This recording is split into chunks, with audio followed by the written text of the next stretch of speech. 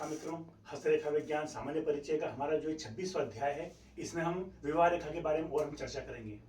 कि कौन से सुयोग हमारे हाथ में होते हैं, कौन दुर्योग हमारे हाथ में होते हैं। क्योंकि मैंने पहले वाले पूर्ववत अध्याय में आपको बताया है कि सभी रेखाएं अपने हाथ में महत्वपूर्ण स्थान रखती हैं, लेकिन विवाह रेखा जो है उसका स्थान जो है वो सर्वोत्तम होता है। क्यों? क्योंकि व्यक्ति के पास सारी सुख सुविधाएं उपलब्ध हों, लेकिन जो वैवाहिक जीवन है यदि वो कष्टमय व्यक्ति का हो तो वो सुख होते हुए भी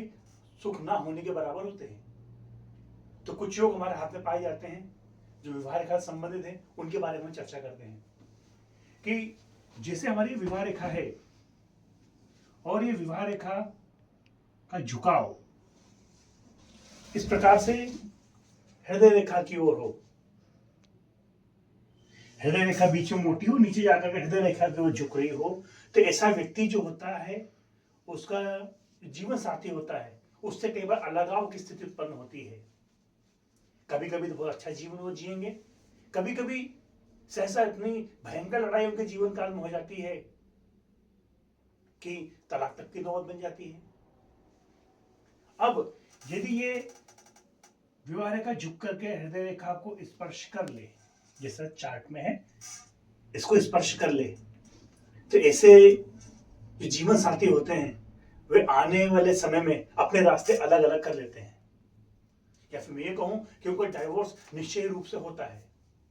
और डाइवोर्स होने का जो कारण है वो विवाहेतर संबंध होते हैं, अर्थात पति का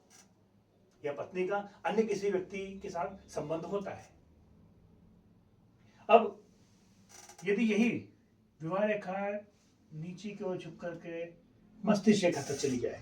अभी तो ऐसा बहुत कम होता है, तो कई बार ये टूट टूट कर इस प्रकार से मस्तिष्क रेखा से संबंध बना होता है, तो ऐसे जो जातक जातिकाएं होते हैं उनके अंदर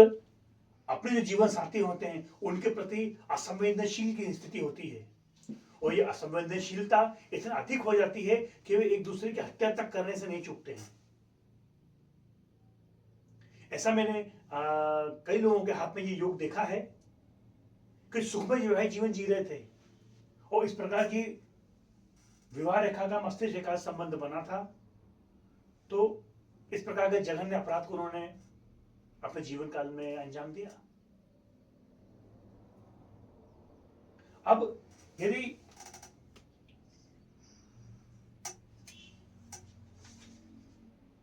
यही विवाह रेखा सीधी हो, विवाह रेखा बनी हुई हो, परंतु कनिष्ठिका के ऊपर वाले भाग में क्रॉस बना हो या नीचे वाले भाग में क्रॉस बना हो, विवाह रेखा चाहे कितनी हो उत्तम क्यों ना हो, ऐसे व्यक्ति का या ऐसे जातक का विवाह कभी भी नहीं होता है। विवाह की बात चलेगी, पूर्णता की ओर बढ़ जाएगी, फिर भी उसका विवाह किसी न किसी कारण से उसका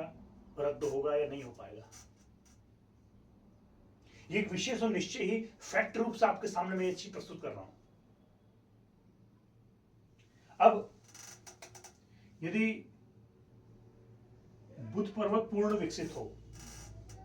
क्योंकि विवाह रेखा जहां से निकलती है वो बुध पर्वत पे ही आती है, बुध पर्वत पूर्ण विकसित हो और इस प्रकार का क्रॉस यदि बना हुआ हो, तो ऐसा व्यक्ति या तो विवाह नहीं होगा और बिल्कुल 100% नहीं होगा। तो ऐसा व्यक्ति जो है बुध पर्वत उच्च का हुआ या बुध की स्थिति हाथ में बहुत अच्छी हुई, तो ऐसा व्यक्ति सारे घर परिवार को छोड़ करके साधु या सन्यासी होता है। लेकिन वो साधु या सन्यासी जो होगा वो उत्तम कोटि का, उच्च कोटि का अपने जीवन काल में होगा और लोगों को अपने जीवन काल में बहुत प्रेरणा देगा। इस प्रकार यदि विवाह रेखा ऊपर की ओर मुड़ जाए, यहां से टर्न करके बुध पर्वत को क्रॉस करते हुए इस कनिष्ठिका की मूल बंधु को क्रॉस करके इस पर्वत की तीसरे पोड़ तक यदि आती है, तब भी व्यक्ति का विवाह नहीं होता है। परंतु ऐसे व्यक्ति जो होते हैं वो झगड़ालू किस्म के होते हैं। यदि इनका विवाह कर भी दिया जाए तो 1 मास से अधिक इनका वैवाहिक जीवन नहीं टिकता है। अब